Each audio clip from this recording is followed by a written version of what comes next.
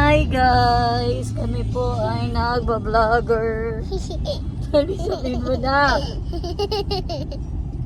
Sabihin mo na. Welcome to my vlog.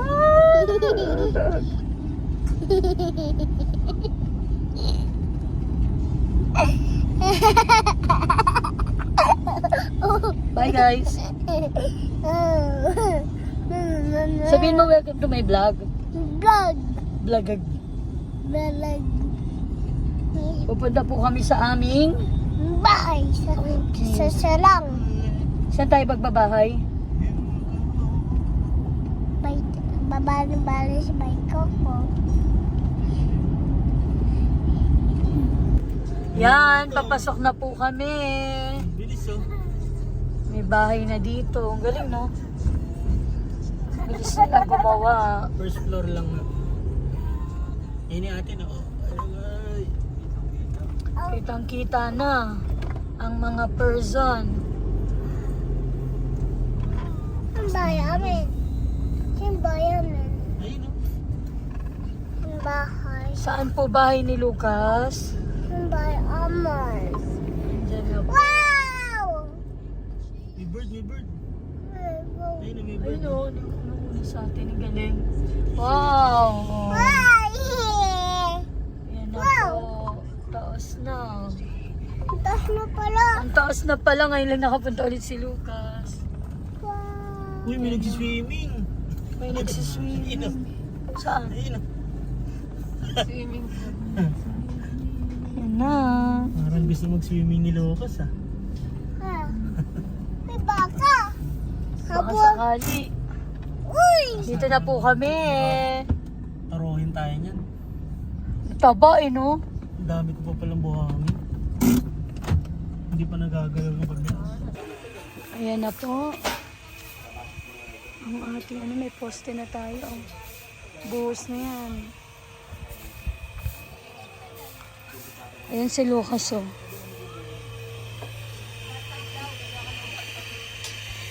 Tagal naman yan, Kas. O, sige.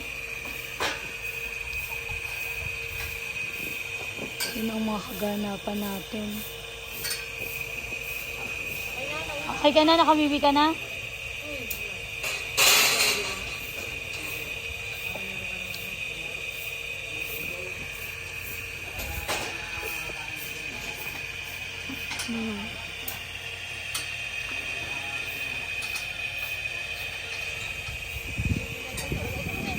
Hindi, ayusin mo nga yung sa ano yung shirt mo. Oh, may swimming pool na kami, guys. Tara! Yay! Oh, sit down. Dali. Wow! Sarap. Ito mabiti. Hindi, malinis yan. Matikip daw short niya. Gusto niya kasing tanggalin. Huwag ko nang Wag, tanggalin. wag. Swimming ka Sige na. Yay! Oh, Sorry, diba? Water yan, no? Infinity.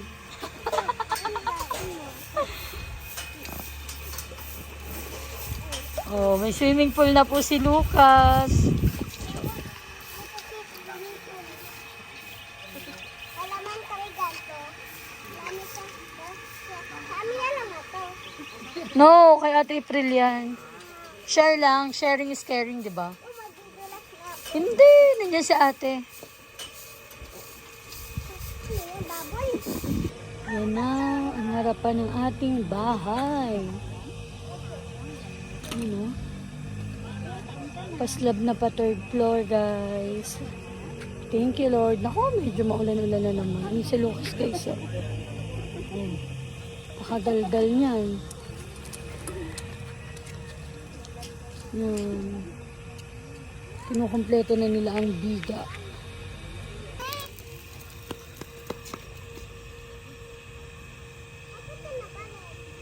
Siya.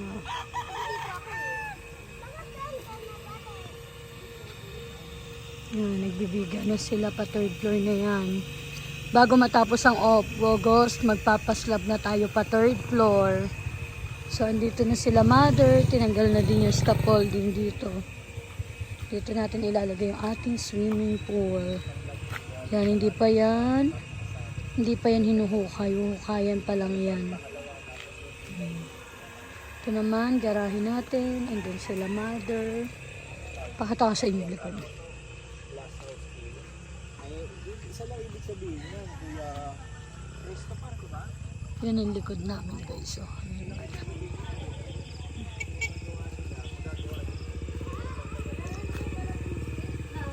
Sila mother. Grabe yan. Kilo. Pagkatapos ng August 15. No, kapitbahay namin guys. Oh. Ang ganda ng bahay. Oh. Kakagawa lang yung mga yan. Yung mga mini pool din yun. Yung mga solar pa guys. Grabe na. Thank you Lord talaga. Buti na lang may 4x9 system kami. Kung hindi, paano na yan? Grabe talaga guys. Thank you Lord sa lahat ng biyaya at pagpapala. On the way na ang ating second home. Ano? Grabe, parang kailan lang nagpapagawa lang tayo nung ating unang bahay. Nag-renovate lang. Ngayon, meron na tayong pangalawang bahay. Grabe, salamat talaga sa Diyos at salamat talaga sa Uno 4X9 system na kahit sino talaga pwede sa napakagandang opportunity na to.